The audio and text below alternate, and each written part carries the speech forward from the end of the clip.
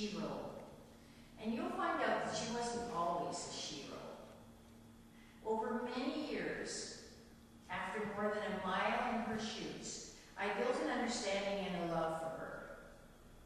Before she died in 2000, I would call her from Ottawa, once or twice a week at 11 p.m. Ottawa time, and knew that she would be back from having a coffee with her friends at the Stettler, Alberta Haven Senior Center.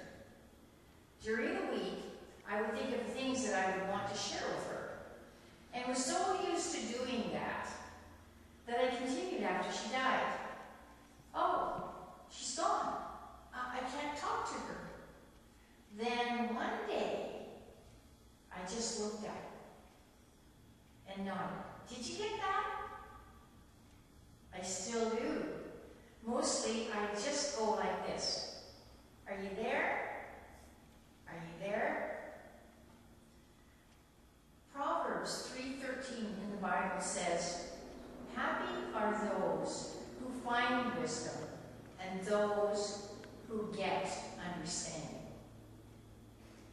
This photo over here is my brother's. It was in my brother's home when I went to Calgary to see him. So I had it enlarged. It probably was taken in 1946, about a year after the World War II ended in 1945. I was 7, Frank was 6, and Jack was 4. Bill Rudd, the picture of the picture, Frank and Jack's dad, was killed in 1945, and my mom used his pants to make my brother's suits. She made all of our clothes. What a memory. So I'm going to flash back to 1938. That's when my mom left Switzerland and came to Erskine, Alberta with her new arranged marriage husband, Paul Gabriel. Apparently, the Gabriels paid my mom's parents for her to marry and immigrate. Very soon after I was conceived, she ran away to the Rudd's home and farm. She knew about 5 languages, but not English, and she had nothing. It was 1939, and the 4 Rudds were getting ready to get off to serve in the war. Pappy, Tom, and his 3 sons, Bill, Jack, and Frank. So, my mom became the farmer. I often thought of her as a man in a woman's body. In 1940, Frank was killed at 18 years old. He had lied about his age. And 6 years later, Bill's tank was bombed and he died. How many of you didn't like your mother when you were young? Did anyone hate her? I didn't like my mom. I had to work hard. Wasn't allowed to study, so I'd take a flashlight and hid under the covers at night doing my homework. I was taken out of school during garden and harvest seasons. I remember weeding our huge garden and looking up at the sun and saying, how come we're growing a garden for our adopted auntie, Marion, and Uncle Earl? They have the same sun and rain. After the war, I hated the Remembrance Day service every year. Every year. It was cold and boring, and the 21 gun salutes stunk, and I hated it. It scared me. I remember leaving home after grade 12 and went to Edmonton to go to university. I learned to fix, remodel, and sew my own clothes from second-hand ones. So I taught others to sew, and that helped pay my fees. Then I added refereeing basketball and volleyball and was in charge of the equipment room. Yes, my mom had taught me to work hard. I didn't go to the farm very often. And when I did, I would go to empty the ashes, and my mom would say, no, no, no, I'll do that. Or I would go to get water from the pump, or help her clean, and each time she would say she would do it. She laughed when I asked her if I could take some deer meat back to Edmonton. They were only feeding it to the dogs. I felt alone. Yes, I was an unhappy, miserable, hard, done-by girl. And I know my mom tried to have me change my mind. I wasn't going to do that. Poor me. Poor me. God even tried to change me. This poem says it all. Prints in the sand. One night I had a wondrous dream. One set of footprints there were seen, the footprints of my precious Lord, but more were not along the shore. But then some strange prints appeared. I asked the Lord, what have we here? These prints are large and round and neat, but Lord, they are too big for feet. My child, he said in somber tone, for miles I carried you alone. I challenged you to walk in faith, but you refused and made me wait. You disobeyed, you would not grow the walk of faith, you would not know. So I got tired, I got fed up, and there I dropped you on your butt. Because in life, there comes a time when one must fight and one must climb, when one must rise and take a stand, or leave their butt prints in the sand.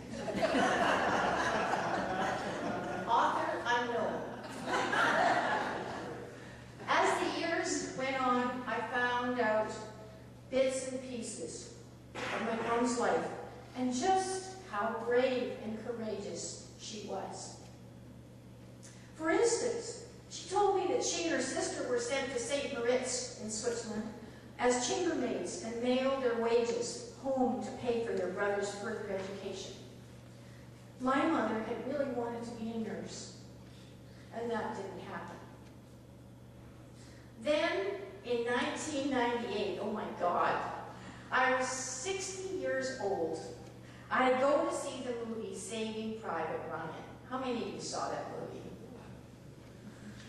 It's about 3 sons who already died in the war, and it was decided that Private Ryan, the 4th son, was to be saved. I'm getting more and more disgusted about the futility of the movie, the war especially, in the trenches scene, where the soldiers knew that that may be the end for them. About 2 days later, I started to cry. I cried and cried. What has it been like for my mom and grandma losing Bill and Frank? That is when I really got my mom. I call her the 4 S's: stoic, strict, strong, and of service. Stoic. I'm about 6. I remember the day. It's after dinner and there's someone knocking. My mom opens the door and a man in a kind of uniform hands a paper to my mom.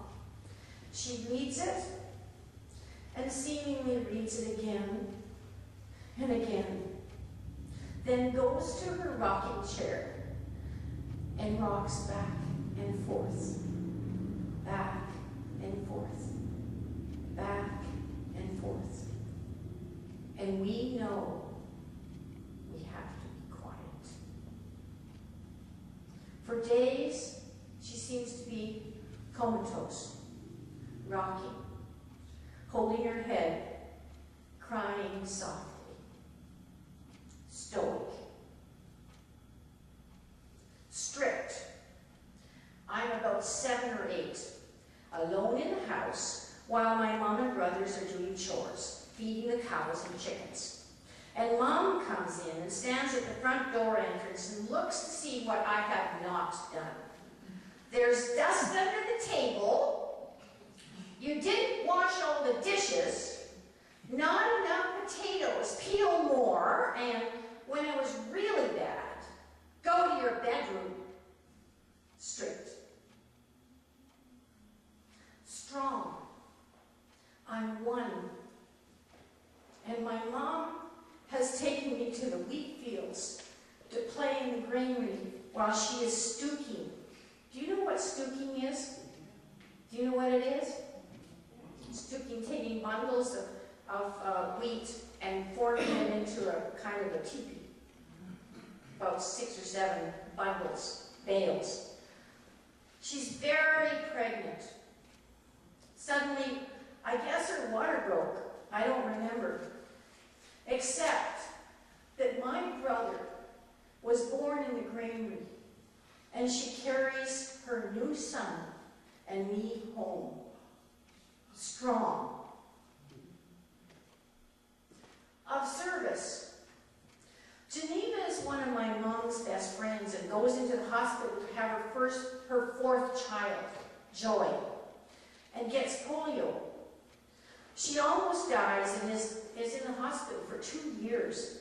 Joy's dad, Leroy, has 2 older sons, plus Leon, about 3, and now Joy. My mom takes in both girls for about 2 years until Geneva comes home from the hospital and then spends time with her many times, helping her renovate her home to handle a wheelchair and reassuring her that she will make it. Of service. These are just glimpses of my mom. She was the then community organizer. She had the Pyrex coffee pot sitting on the coal and wood stove all day, and no one went home without staying for dinner. Shadiak, in the movie I Am, explores what's wrong with the world. He didn't want to hear the usual answers like war, hunger, poverty, environmental crisis, etc. The answer begins with a deep understanding in each of us. Who can I be? Who can we all be? No matter the circumstances. We can love, and that will make the world better. My mom gave me that. Yes, my mom is my SHEro. One of my favorite Rumi poems goes like this. Out beyond ideas of wrongdoing and right doing, there is a field. I'll meet you there. When the soul lies down in the grass, the world too full to talk about. Ideas, language, even the phrase each other doesn't make any sense. And to end, this is what I have to say. But prints in the sand. Do whatever your dreams and sense of purpose lead you to do. But do it. We can't leave our footprints in the sands of time by sitting on our butts. And who wants to leave butt prints in the sands of time? Thank you.